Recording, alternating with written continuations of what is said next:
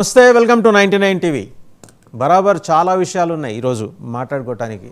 ఎందుకంటే జోగి రమేష్ గారి కుమారుడి అరెస్టు, అగ్రిగోల్డ్ భూముల వ్యవహారంలో ఆ కుటుంబం చేసిన మతలబుని మొత్తానికి ప్రభుత్వం పట్టేసింది. ఆయన కుమారుడు అలాగే ఆయన సోదరుడు వీళ్ళిద్దరు ఇన్వాల్వ్మెంట్కి సంబంధించి స్పష్టమైన ఆధారాలతోటి వారిని అదుపులోకి తీసుకోవటం జరిగింది. అరెస్టు కూడా మరి కాసేపట్లో చూపిస్తారు.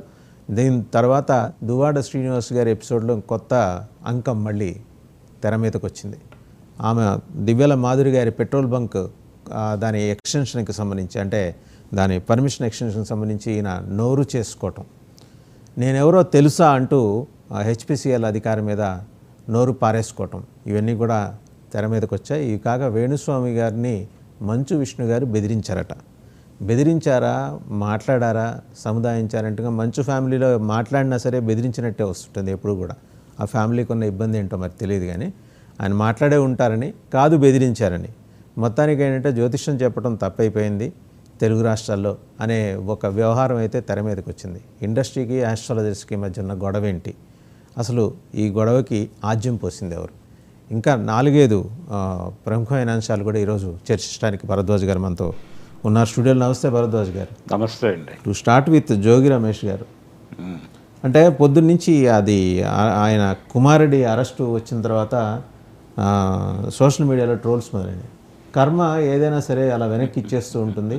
ఇదివరకు అట్లాగా స్వర్గం నరకం అలాంటివి ఏం లేవు, అన్నీ ఇక్కడే ఇన్స్టెంట్ జస్టిస్ భాగంగా. కాకపోతే కిందటి 5 సంవత్సరాలు జరిగింది, ఇప్పుడు దాని రిప్రికషన్స్ ఇప్పుడు ఉంటాయి అన్నట్టు. అవైతే సోషల్ మీడియాలో ట్రోల్స్ బాగా మొదలైనాయి. జోగి రమేష్ ప్రధానమైన టార్గెట్ ఎందుకు అయ్యారంటే చంద్రబాబు గారి నివాసం దగ్గర ఆయన చేసిన హడావిడి మంత్రిగా. అంటే ప్రధానంగా ఇప్పుడు ఏసీబీ దాడులు కూడా మొదలైనాయండి.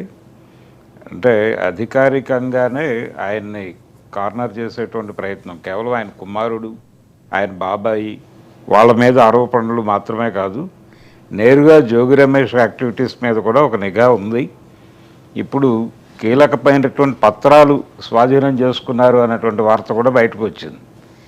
అంటే రకరకాల వ్యాపారాలు జరిగిన ఇసుక వ్యాపారంతో సహా ఇసుక మాఫియా అని ఏదైతే చెప్పారో దానిలో కూడా ఈయన షేర్ ఉంది. అలాగే అక్కడ విపరీతంగా భూ ఆక్రమణలు జరిగినాయి. పర్టికులర్గా అగ్రిగోల్డ్ భూములు వాళ్ళు బయటకు చెప్తున్నది కేవలం 3000 గజాల లోపు భూమి గురించి మాత్రమే మాట్లాడుతున్నారు. కానీ ఇది మాత్రమే కాదు, ఇంకా చాలా రిజిస్ట్రేషన్స్ జరిగినాయి.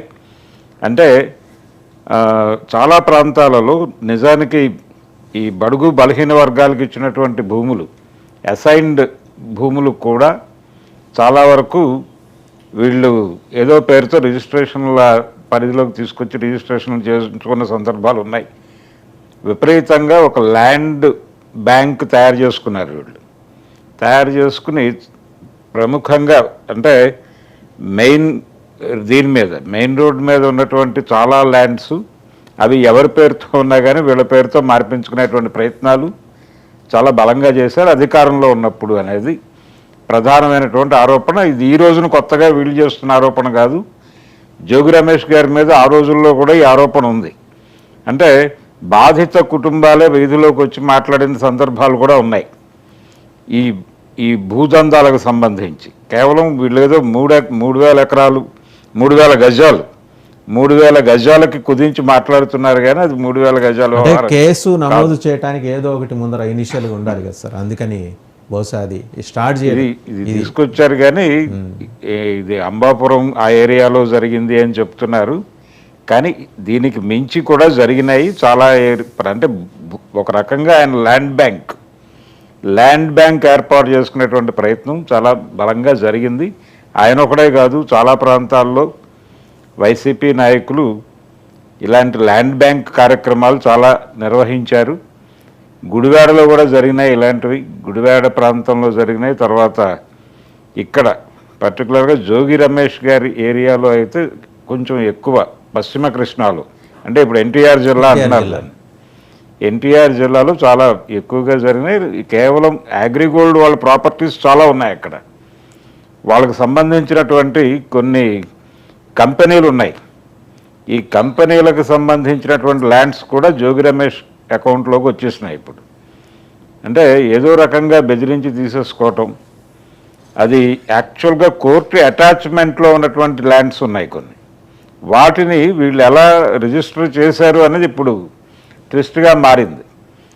అది దాని మీద ప్రధానంగా చర్చ జరుగుతుంది. అంటే ఏదో పద్ధతిలో ఆయన చెప్పాడు కాబట్టి రిజిస్ట్రేషన్ చేసేస్తున్నాం అన్న పద్ధతిలో రిజిస్ట్రేషన్లు జరిగినాయి. ఈ అక్రమంగా జరిగినటువంటి రిజిస్ట్రేషన్ల మీద ఇప్పుడు దర్యాప్తు మొదలు పెడితే చాలా విషయాలు బయటకు వచ్చేటువంటి ఛాన్స్ ఉంది. ఇప్పుడు దీని మీద ఇప్పుడు జోగి రమేష్ కుమారుడిని అరెస్ట్ చేయటము మాత్రమే కాదు, ఆయన బాబాయ్ కూడా ఉన్నాడు దీనిలో ఇన్వాల్వ్ అయ్యి, ఆయన పేరు కూడా ఉంది కేసులో. జోగి రమేష్ని నేరుగా కంట్రోల్లోకి తీసుకున్నా కానీ ఆశ్చర్యపోవాల్సినటువంటి పరిస్థితి లేదు. ఈ భూమికి సంబంధించిన వివాదాలు మాత్రమే కాదు, ఇతర స్కాములు కూడా ఉన్నాయి. కృష్ణానది పరివాహక ప్రాంతంలో ఇసుకకి సంబంధించినటువంటి వ్యవహారాలలో కూడా ఈయన ఇన్వాల్వ్మెంట్ ఉంది. బ్లాక్ చేసి ఆ రోజుల్లో బ్లాక్ చేసి అమ్మేసినటువంటి దీనిలో కూడా ఈయన పేరు ఉంది. ఇలా చాలా వ్యవహారాలు ఉన్నాయి. ఈయన కేవలం తెలుగుదేశం పార్టీ ఒకటి సార్, ఇప్పుడు ఇక్కడ మంచి ఇనిషియేషన్ అయితే ప్రభుత్వం వైపు నుంచి నడిచింది. మొత్తానికి భూములు కబ్జా పెట్టిన వాళ్ళని అదుపులోకి తీసుకోవటం, మొత్తం దర్యాప్తు. అయితే ఈ దర్యాప్తు అనేది కృష్ణా జిల్లా యువతలు కూడా దాటి, అంటే గుంటూరు జిల్లాలోకి వచ్చి ఒక ఐలాండ్ ఉంది, హైలాండ్ భూముల వ్యవహారంలో మరి వాళ్ళ నాయకులు కూడా ఇన్వాల్వ్ అయిన పరిస్థితి అప్పట్లో ఉంది. దాని మీద కూడా కేసులు నమోదయ్యాయి. అక్కడ దాకా వస్తారా, ఇక్కడితో ఆపేస్తారా? ఇప్పుడు హైలాండ్ ఎపిసోడ్లో చెడిపోయే ఈ అగ్రిగోల్డ్ వివాదం మొదలైంది అనేది ఒక ప్రధానమైనటువంటి ఆరోపణ ఉండింది. అంటే తెలుగుదేశం హయాంలోనే ఈ హైలాండ్ వివాదం తెర మీదకి వచ్చింది గతంలో చంద్రబాబు నాయుడు గారి ప్రభుత్వంలోనే. ఆ రోజుల్లో ఈ హైలాండ్ భూములకు సంబంధించినటువంటి బెదిరింపులు తెలుగుదేశం పార్టీ నుంచి పర్టికులర్గా లోకేష్